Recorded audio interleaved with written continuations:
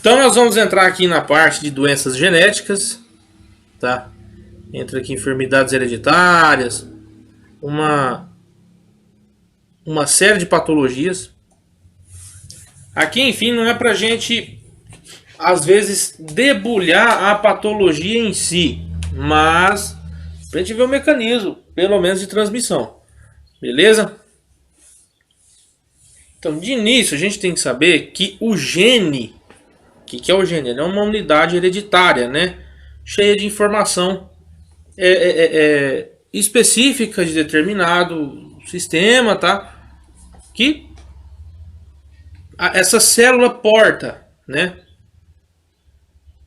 Resumindo aqui, são unidades hereditárias que contêm informação para a produção de substâncias bioquímicas específicas na célula, tá?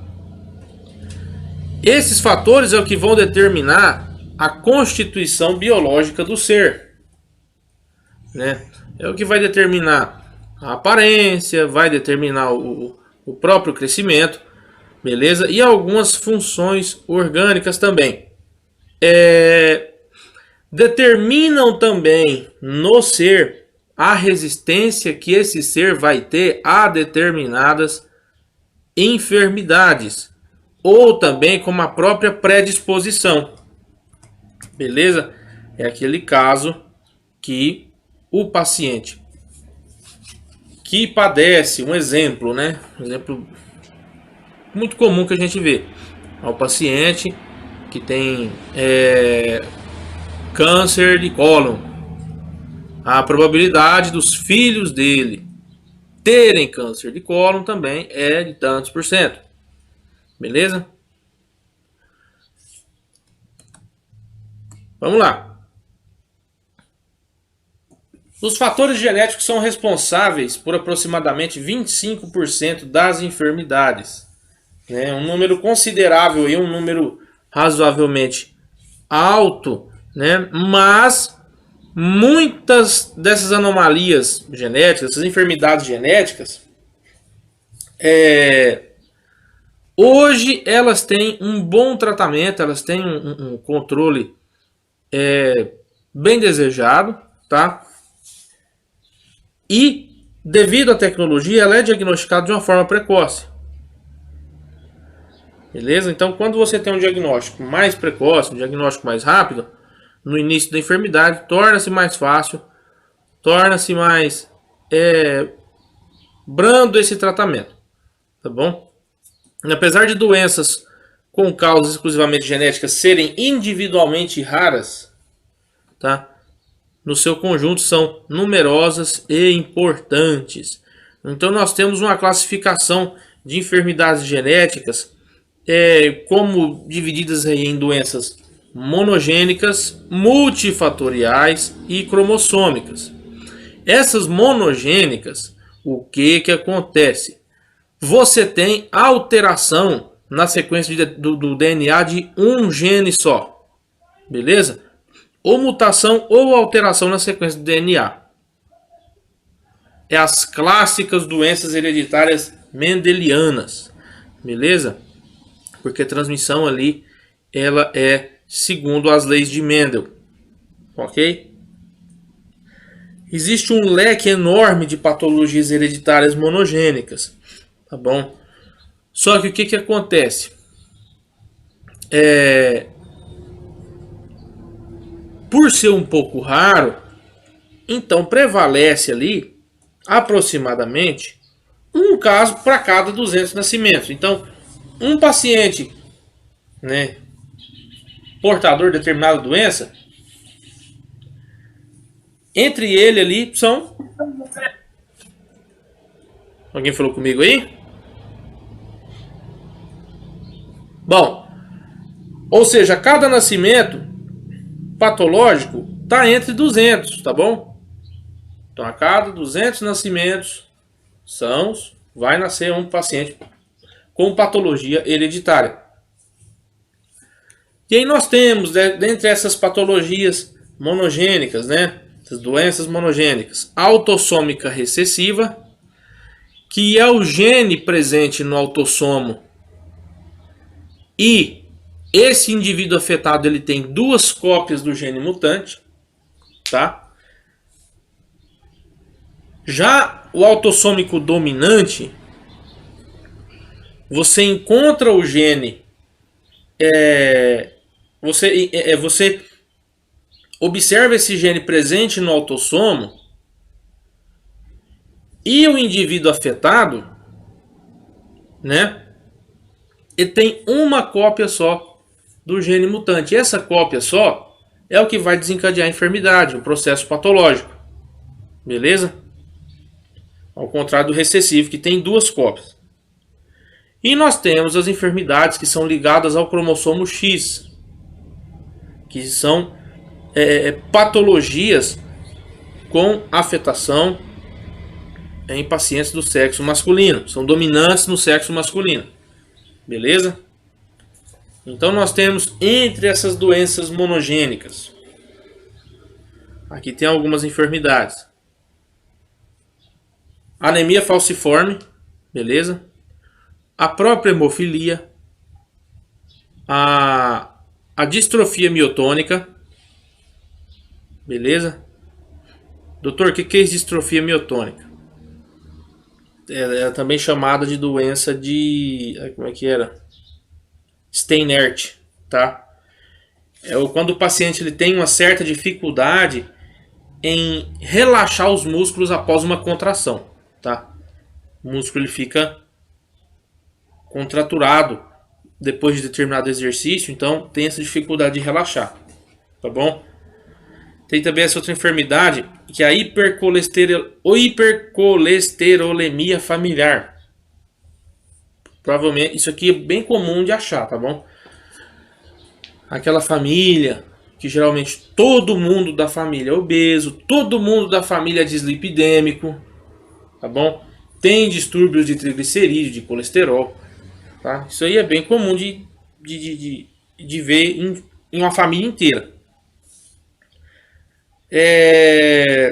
A distrofia muscular de Duchenne, tá bom?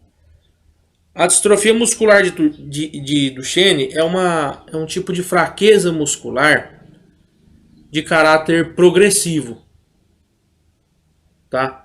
Ela é característica de paciente jovem masculino, beleza? Ah, doutora, a mulher pode não pegar? A mulher ela vai ser portadora, tá bom? Essa é a diferença. A mulher ela vai ser portadora e a afetação no sexo feminino aqui é muito superficial, é ligeira mesmo, muitas vezes imperceptível, tá? É uma doença de clássica afetação clínica de paciente masculino. Alguma dúvida, pessoal? De boa? De boa, né? Nós temos também a talassemia. Doutor, o que é isso, talassemia? É uma patologia sanguínea que você tem ali uma baixa quantidade da proteína que transporta o oxigênio. Beleza? Hereditário também. E você tem a redução de hemoglobina. Tá bom? Vamos lá. Temos também essas doenças de Tay-Sachs, tá bom? Doutor, que parada é essa aí? Vamos lá. Essa doença de Tay-Sachs, ela é uma enfermidade que ela causa destruição de célula nervosa, tá bom? É só no cérebro, não. Ela causa destruição tanto de célula nervosa no cérebro, tanto na medula espinhal. Beleza? Onde é característico de observar essa doença? Vamos lá. Geralmente ela é encontrada em pacientes com determinada descendência. Como assim, doutor, determinada descendência? Estou falando aqui dos judeus da Europa Ocidental, tá bom? É característica dessa galera aí. Ok? Vamos lá. Síndrome de Marfan também é comum. Resumindo, a síndrome de Marfan, ela é caracterizada por uma afetação de tecido conjuntivo, tá bom? Como assim? O que vai afetar então? Afeta tecido conjuntivo? Então vai afetar coração, vai afetar olhos, tá bom? Vasos sanguíneos, ossos. Qual que é a característica desse paciente com síndrome de Marfan? É o gigantismo? O gigantismo, tá bom? É aquele paciente de estrutura alta e magra. Doutor, é eu. Tá bom, cuidado, pode ser você. Não sei. Tá bom? Então é aquele paciente que ele cursa com cardiopatia, ele cursa com problemas de retina, ok? Está tudo associado a essa afetação de tecido conjuntivo, beleza? Temos também a famosa fenilcetonúria. A fenilcetonúria, ela é bem característica. A gente observa ela bem já naquele exame do calcanhar, tá bom? No bebê. Você já faz esse exame no intuito de detectar essa fenilcetonúria. Que é isso, doutor? É quando você tem um excesso, um acúmulo de aminoácido, né? Aminoácido fenilalanina, tá? O corpo está muito carregado de fenilalanina. Tranquilo? É muito rara. É tipo, no Brasil todo a detecção é menos de 13 mil pacientes, 15 mil pacientes por aí, tá bom? É bem rara. Então, mas é rara porque há um bom controle, há um bom diagnóstico aí por trás, tá bom? Também a síndrome do cromossomo X frágil, que a gente vai ver mais pra frente, e a fibrose cística, também é bem comum aí, doença monogênica. O que é isso, fibrose? O próprio nome já fala, tá? Fibrose. Então, ela afeta qualquer tipo de célula que produz muco. Muco, ou secreção, né? Muco, suor, suco digestivo, tá bom? O que acontece? Esse fluido, esse muco, ele fica muito espesso, ele fica muito pegajoso. Então ele gruda nesse duto, nesse duto de passagem. Ou seja, no pulmão ele vai fibrosar o alvéolo, vai fibrosar a via aérea, tá bom? Ele vai fibrosar o brônquio terminal lá. E nós temos as multifatoriais. Vamos lá. Essas multifatoriais aqui, normalmente elas afetam vários genes, né? Poligênicos. E a sua expressão pode depender de fatores ambientais. Ou seja, fatores ambientais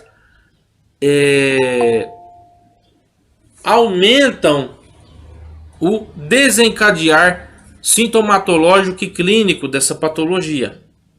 Tá bom?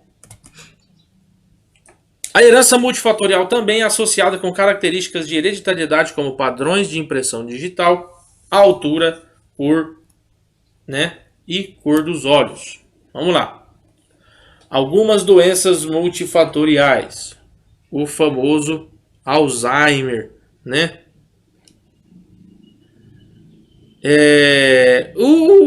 A definição de Alzheimer, né? A definição de Alzheimer é quando eu tenho uma destruição daquela interconexão das células cerebrais, tá bom? E da própria célula cerebral também.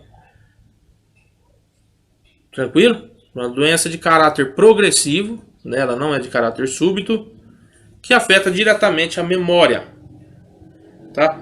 Tem associado malformações congênitas, cardiopatias congênitas, tá bom? O diabetes, a hipertensão arterial. Hipertensão é a clássica, né? Primeiro que eles perguntam ao seu paciente hipertenso. Às vezes você pergunta, Sua família tem alguém que pertence? Tem. Minha mãe, meu pai, minha avó, não sei o que, minha bisavó, fulano morreu infartado, fulano deu AVC, tá? Então tem um leque de fatores por trás aí. E a obesidade também, tá bom? As doenças cromossômicas, tá? São ocasionadas aí devido à alteração estrutural ou numérica do cromossomo, né?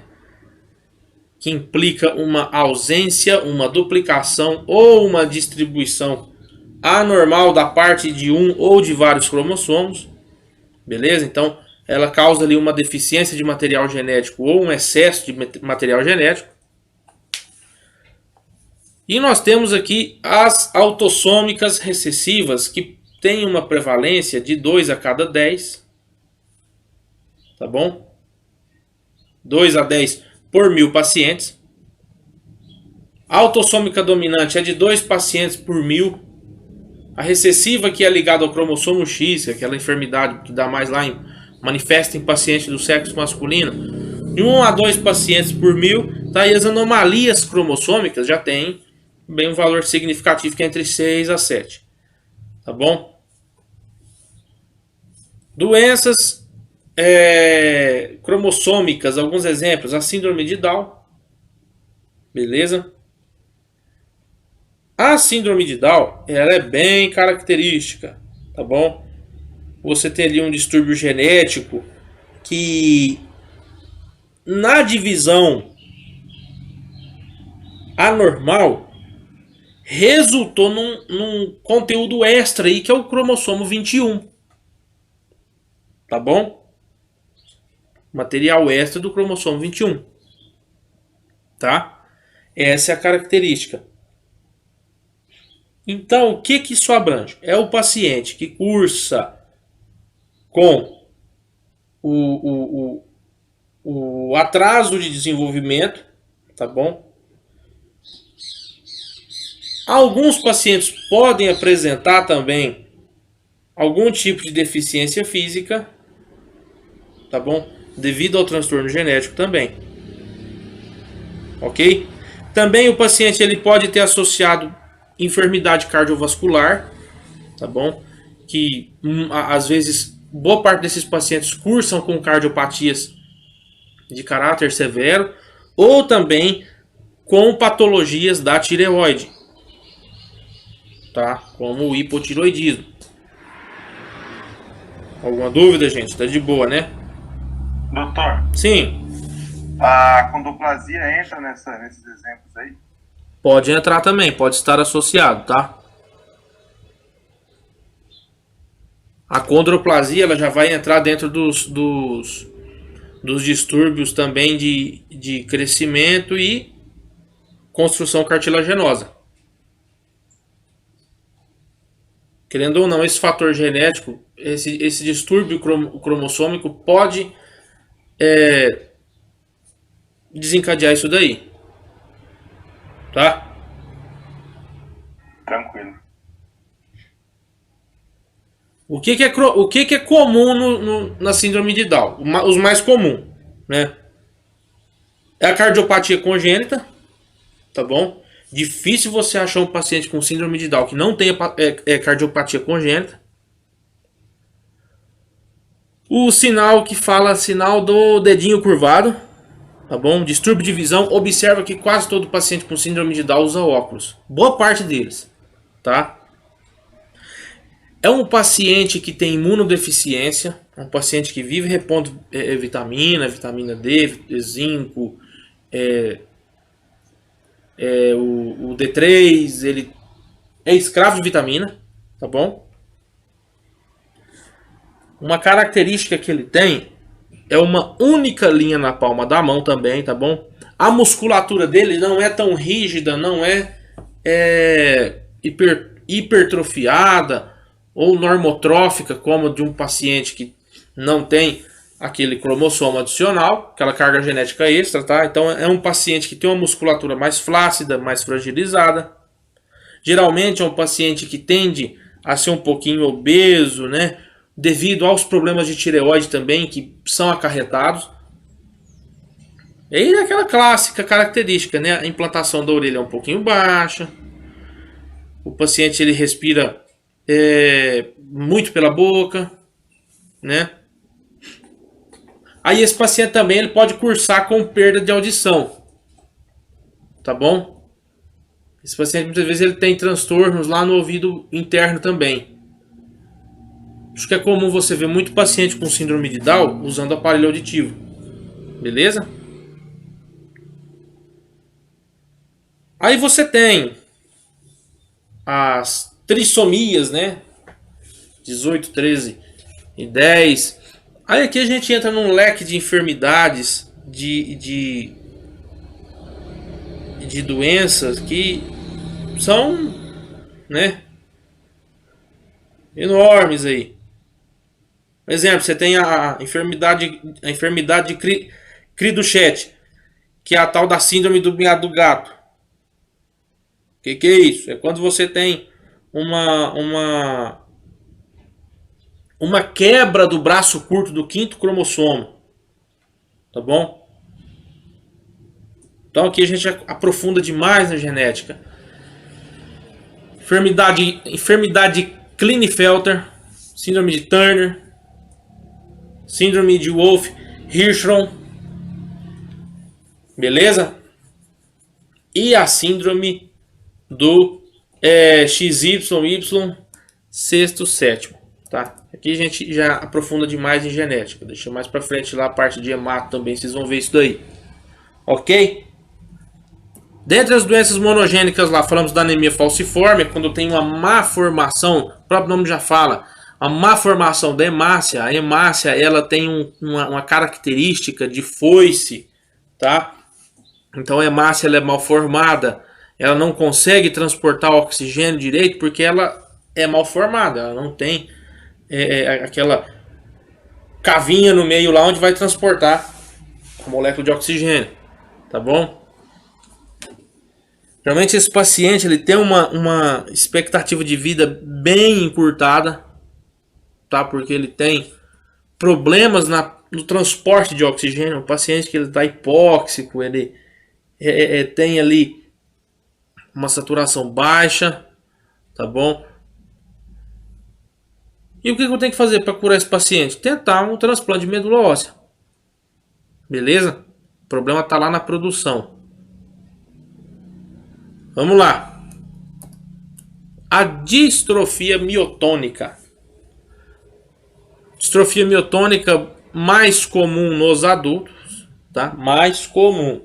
Não é que não dá em criança, pode dar também. Ela é autossômica dominante. O que acontece? Esse indivíduo ele tem uma cópia normal e uma cópia alterada, tá? Lá do gene heterozigótico. E é onde o paciente ele tem uma atrofia dos músculos da face. Ele não tem uma contratura dos músculos da face. Então a boca está entreaberta, tá bom? Ângulos retraídos, fraqueza e atrofia nos músculos mastigatórios, beleza? A distrofia miotônica, né? Então o paciente tem afetação de função cognitiva, ele tem perda intelectual, ele tem danos de retina, catarata também, ele tem os hormônios de tireoide bem abaixo do nível, ele tem anomalia cardíaca, ele tem dificuldade respiratória, ele tem apneia do sono, porque a musculatura está fragilizada, tá? Ele tem dificuldade para deglutir, dor abdominal, um paciente que vive constipado, beleza? Ou ele está constipado, ou ele está tendo ali as crises de diarreia absurda, tá? Cursa com perda de peso, infecção crônica. Com respeito à pele desse paciente, esse paciente pode ter tumores benignos, tá? Tumores sólidos benignos, bem comum desse paciente também. O sistema imunológico dele, ele vai ter uma redução de todos os glóbulos sanguíneos, tá bom? Seja glóbulo branco, seja glóbulo vermelho. Ele tem baixo nível de testosterona, tá bom? Se o paciente é feminino, tem enfraquecimento de musculatura uterina, parte óssea do paciente, aí já entra com distúrbios ósseos, como osteoporose, diminuição de massa óssea, tá bom? E a parte muscular, a clássica atrofia mesmo, tem aí dor miotônica, um paciente muitas vezes aí portador, é usuário de pregabalina constante, tá? Temos a fenilcetonúria, que é quando você tem aquela desordem no metabolismo dos aminoácidos, beleza? Você tem uma atividade da enzima fenilalanina hidroxilase sendo ali deficiente, então não converte, né, o aminoácido fenilalanina no aminoácido tirosina, tá bom? E o que acontece? Quando eu tenho esse excesso de fenilalanina, esse excesso ele tende a ser convertido por vias secundárias, vias metabólicas secundárias. Tá? Vocês vão ver isso daí lá para frente, na parte clínica, que é no fenilpiruvato. O que acontece? Esse fenilpiruvato, ele vai se acumular no sangue em alguns certos tipos de tecidos e vão fazer danos irreversíveis lá no sistema nervoso central. Beleza? Então, diminuiu-se muito a incidência disso daí, a prevalência devido ao teste do calcanhar, tá? O teste do pezinho. A hemofilia, né? Ligada, recessiva e ligada ao cromossomo X também. É onde eu tenho um defeito na coagulação, tá bom? Esse defeito na coagulação a gente viu lá atrás, né? Na parte dos distúrbios hemodinâmicos. A gente viu lá que tem enfermidades que causam problemas nos fatores de coagulação. Beleza? O paciente hemofílico, muitas vezes o paciente ele é hemofílico, não sabe. A característica é aquele paciente que vive com as manchas roxas e não sabe de onde veio. Mas é aqueles hematomas e aquelas equimoses brutas mesmo, tá bom? Não são pequenininhas não, são bem consideráveis. E como a gente trata esse paciente é repor fator coagulativo nele, tá bom? Não tem outra solução não. A enfermidade de Tay-Sachs, né? É quando você tem uma deficiência na enzima hexosaminidase, também chamada de XA. O que isso daí faz? Faz também a alteração de célula cerebral, de célula do sistema nervoso, apesar dela ser recessiva. Então o paciente começa a ter cegueira, começa a ter surdez, incapacidade de deglutir, tá bom? Ele começa a cursar com uma paralisia, com uma atrofia não muito explicável ali, tá bom? E geralmente essa enfermidade ela tem um prognóstico ruim, que o paciente cursa ali para óbito mesmo entre 3 a 5 anos depois dessa aparição clínica. Tá bom? Trata esse paciente com anticonvulsivante. A fibrose cística, né? Fibrose cística, o próprio nome já fala, fibrose, né? Todo tipo de lugar onde produz secreção. Essa secreção fica espessa e adere, né, no conduto, adere onde ela está sendo, né, por onde ela está percorrendo ali. Então, no caso do pâncreas, do pulmão, fibrose pulmonar lá, o paciente com fibrose pulmonar, ele cursa com dispneia, dificuldade respiratória intensa, né? A própria sinusite também, beleza? Aquela sinusite que não sara com nada. E produz também crescimento inadequado, diarreia, infertilidade, tá bom? Geralmente esse problema é um problema que, dependendo aonde ele está localizado, ele tem um mau prognóstico, tá bom? Um exemplo, se é uma afetação pulmonar, se é uma fibrose que se instaurou no pulmão, o paciente tem uma expectativa de vida aí entre 20 e 30 anos de idade, tá bom? O paciente que morre jovem por fibrose pulmonar. Beleza? A síndrome do cromossomo X frágil, né? É quando você tem uma mutação do gene FMR1, né? Que é ligado à formação dos dendritos dos neurônios. Então você tem um paciente que cursa com atraso mental, ele tem essa face de aspecto alongado, orelha grande, né? Ele tem os testículos também maiores, tá bom? Grandes dimensões e baixo tono muscular. Essa é a característica dele, tá bom? Geralmente esse paciente ele tem alguns movimentos estereotipados e desenvolvimento social atípico, tá bom? Ele não faz muito contato ocular, é aquele paciente bem retraído. Muitas vezes esses pacientes são diagnosticados como autistas, tá bom? E as multifatoriais, né? As enfermidades multifatoriais tem o Alzheimer, a gente já comentou lá atrás, tá bom? As enfermidades cromossômicas, né? De Wolff-Hirschhorn, que você tem ali uma perda de material genético do braço curto do cromossomo 4, tá? Geralmente uma pequena parte dessas pessoas que tem essa patologia, ela tem a doença como resultado da anomalia cromossômica, ok? Característica, aquele paciente que tem ali o lábio leporino, tá bom? Ele tem uma testa alta, ele tem os olhos, o espaçamento entre os olhos é maior, tá bom? Esses olhos são salientes, tem uma característica, uma leve exoftalmia, beleza? Tem uma curta distância entre o nariz e o lábio superior. Provavelmente você já viu alguém assim, tá? O clássico lábio leporino. Beleza, doutores? Beleza, doutor. Ah, doutor, eu vi aí que esse paciente tem escoliose.